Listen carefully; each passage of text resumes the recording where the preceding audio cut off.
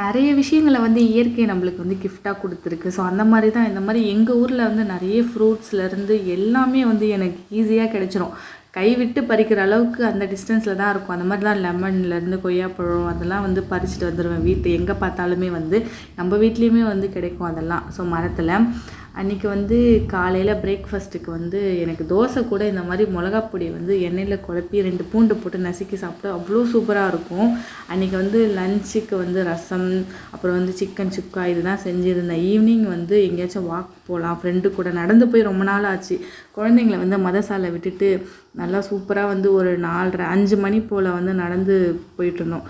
அந்த ஈவினிங் வந்து சன்செட் ஆகிற அந்த ஒரு வெயிலோடு போகும்போது சூப்பராக இருந்துச்சு. பார்க்கும்போதே கொஞ்சம் வந்து நடந்ததுக்கு டயர்ட் ஆயிடுச்சு. அதனால் ஏதாச்சும் வாங்கி சாப்பிட்டுட்டு ஏதாச்சும் வாங்கிட்டு வரலாம் அப்படின்ட்டு போனோம்.